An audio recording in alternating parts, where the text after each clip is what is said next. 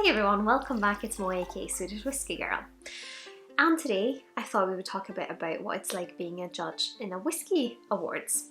Because I have had the absolute pleasure to judge some of the different competitions over the last few months, which of course is such an honour because it means that the people that are putting on the competition trust my palate and my judging skills, which I am very, very honoured to have gotten that chance.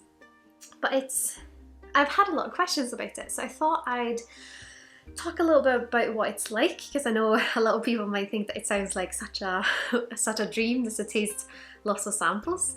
But yeah, talk about what it's like, how you judge them, and yeah, I'm also going to bring up some questions that go from my wonderful Patreons.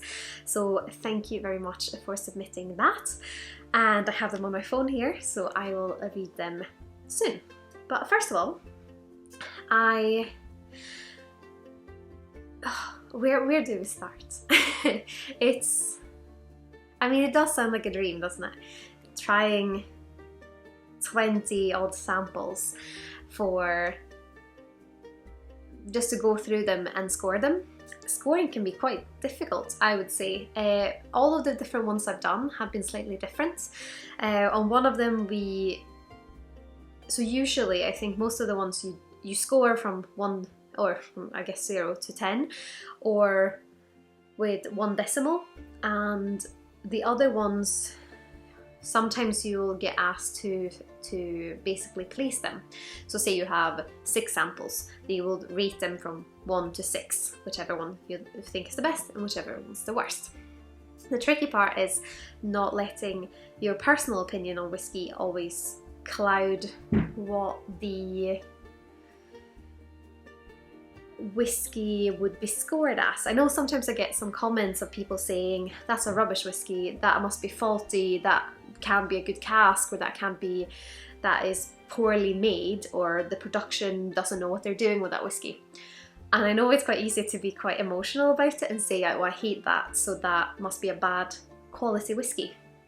Which I don't think necessarily it always is, because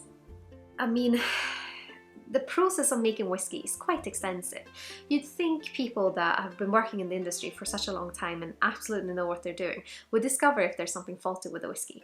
Usually they would find that perhaps when they fill the casks, when they empty the cask, depending what the fault is. So judging the whiskey is usually taking complexity into consideration. And I don't score whiskies on my channel or in my social channels because I don't think it brings much.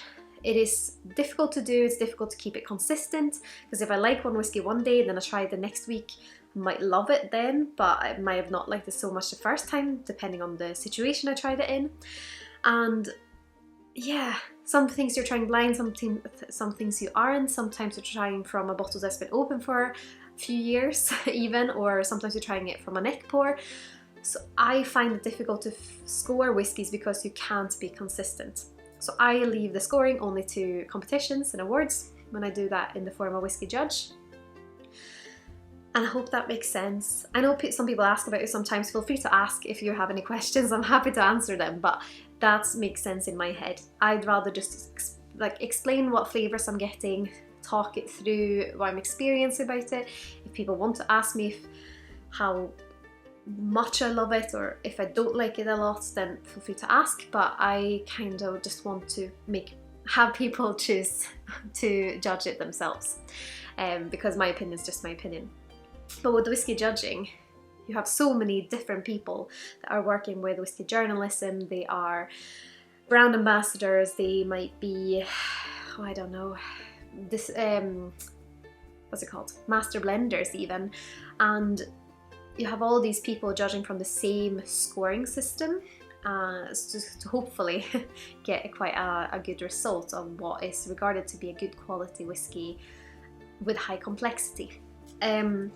I know the different, I'm just going to bring it up here so I know what I'm looking at. There can be a lot of different scoring systems, and they might change from year to year, or there might be different ones for different competitions. but generally 0 to 5 might be considered to be a faulty whiskey. So it doesn't mean the whiskey's not nice, it just means that there's absolutely a technical fault within the whiskey. It might be something that tastes really weird, or it's, I think baby sick is a note that you might find in a faulty whiskey a lot of the time. I mean, that kind of same for wine with wet cardboard, etc. But usually they are discovered beforehand, but you might be able to find something. I actually had one of the samples that I tried that I would have scored as faulty, but everything else, this is also the tricky thing. A lot of the samples are kind of in the same category, so they get very even scores. I know a lot of the ones I tried was around maybe 6.9 to 7.3, and that's almost maybe 15 of the 20 samples you're trying. So it is tricky. I think the trickiest one to score is the first one, because you don't really know what you're comparing it to, and it's your first whiskey of the day. But the whole setting, you have set glasses that you need to use, or at least I had. So there's 2 different glasses, which means that between every 2 whiskies you need to wash them all out, and there's quite clear instructions on how you prepare the glasses so that everyone has the same kind of situation to try it in. So it is something that they're very careful with it, which I think is good.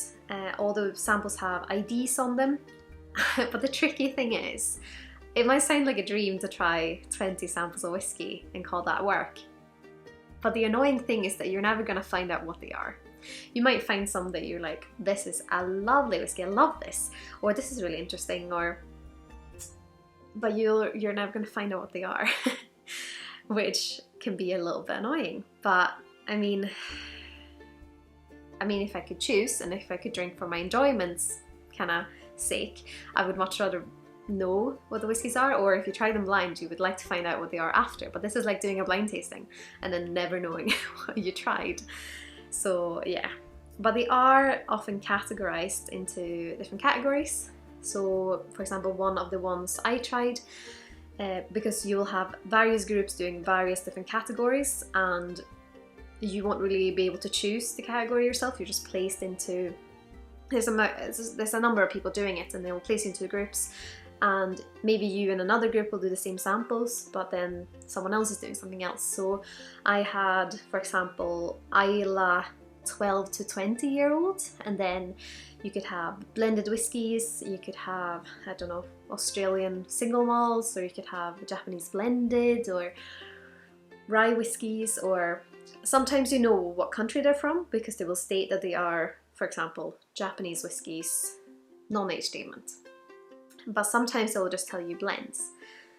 So sometimes you might be judging, I don't know, a Japanese blend with a Scotch blend, and an Irish blend and an American blend. They can be so different. Or if you're judging Islay single malts, there might be one heavily peated, one not so heavily peated, one unpeated, and one heavily sherried, one 40 ABV and one 64 ABV. So within the same category, it can be quite tricky to judge. With the ABVs as well, because you add water, you try them neat, but you also add water to them. They need to hold up with water, but it is also tricky to figure out how to judge a 40% whiskey next to a 64% whiskey. The complexity between, and of course the whiskey can change a lot with the water. So yeah, you see how tricky it can be. I'm gonna read some of those questions that I got from Jamie and Matthew on my Patreon, so thank you so much for submitting questions. So the first question was, is scoring separated, i.e. nose, palate, finish, or another way, or do you give an overall score? Great question. And you do give an overall score, so it is somewhere between 0 to 10 with 1 decimal. So for example, it could be 0 to 5 is faulty, and then you have 5 to 6 is lacks complexity, and then maybe you have between 7 to 7.5, let's say 5 to 6, 6 to 6.5, and then to 7, and then there's half steps, and then between 9 and 10 you have exceptional. So it's like lacks complexity, some complexity, very complex but lacks that extra, lacks something to make it exceptional, for example. So you do give an overall score, but you have to take into consideration nose, palate, finish and everything like that. So maybe if you think the nose is brilliant and the finish is brilliant but the palate doesn't hold up, then you would probably say that the complexity is lacking somewhere there. If that makes sense. I hope so. Another question, what I have here is wondered if they keep away from having people judge that are really strong in at least one style. Some people that do blind tastings that can easily identify things, or maybe even brand ambassadors to know their brand really well. And I think it's a very diverse bunch of people. I think some people are definitely quite good at picking out what whiskies might be, so they don't really avoid that. I think though, as well as what I've heard from people that I've been talking to try and figure this out, is that they do trust the people that they've chosen to take it professionally and judge the whiskies accordingly. So I don't think, I've seen the list of people that did the judging for the ones I've been a part of, and I don't think any of them would be clouded by personal opinion if there's something they really love or something they don't love, but I don't know. I'd like to think so anyways, but yeah. And then there was one last question that was if they're going to break down subcategories, or if they do break down subcategories like finished whiskies, rye, bourbon, scotch and overall whiskey.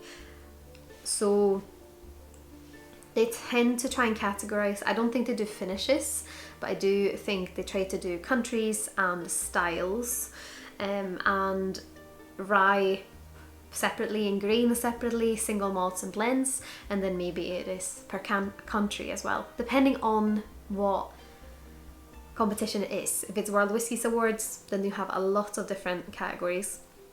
For the Independent Bottlers Challenge that I did, for example, it seemed to be primarily, I'm trying to remember, Scotch whiskies, but they were split by region. So it was like Speyside 21 and above, or Speyside 12 to 20, or Speyside non-age statements, and then I think I did Islay 12 to 20 and 21 and above as well. So they kind of judge it by region that way. I'm not sure about other competitions, but if I find out, I'll do an updated video for you. So yes. Is there anything else? You do get to eat graham crackers. Each session is about 2 to 3 hours, and this year I've only done it over Zoom. But you sit and chat to people, and basically you try it yourself, you score it, and you also write tasting notes for each whiskey, and then you discuss it in the group, see what everyone thought, and then you don't score all together, you do it individually, but it can help just chat things through. Let's see, have I forgotten anything? Oh yeah, that's what I was going to say as well.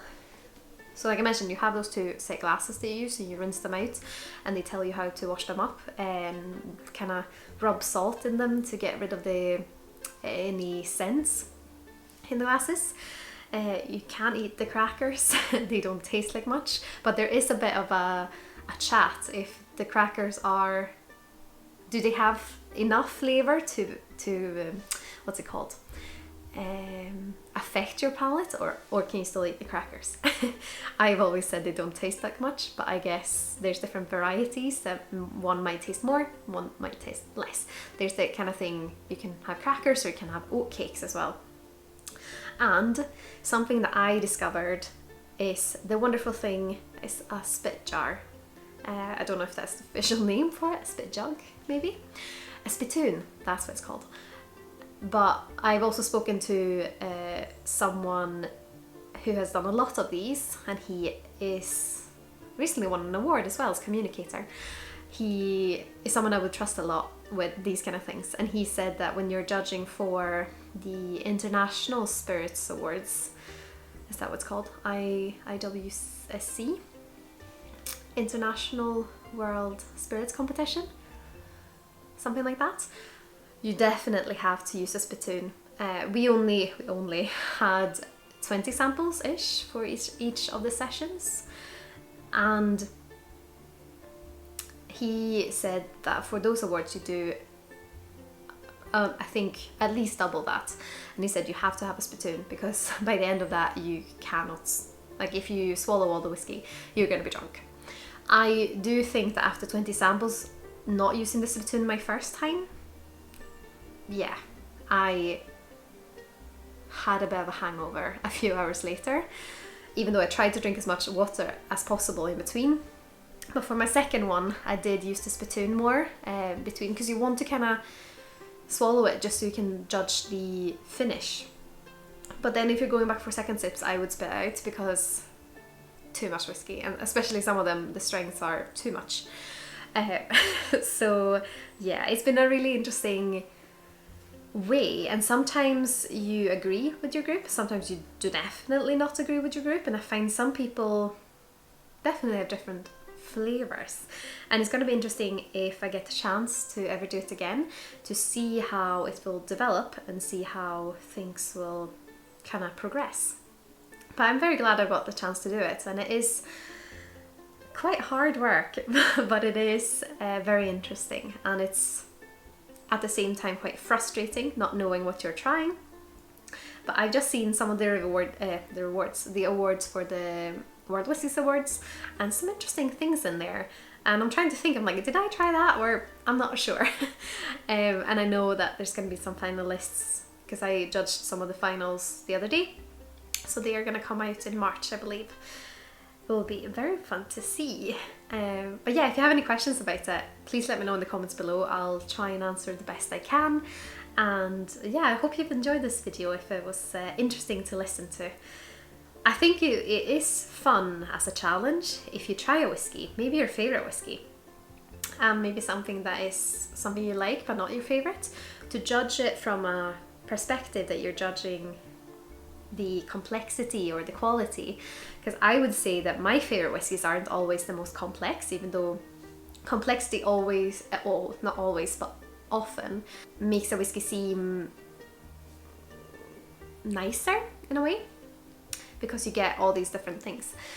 But it is interesting trying to score it from that perspective, that you can't score it that low because it's faulty, but also where does it hold up on the nose, the palate, the finish, or is there, maybe you love a heavy nose but you like when it's a little bit less on the palate, or you want a really punchy finish but you want a softer nose, and would that considered being complex?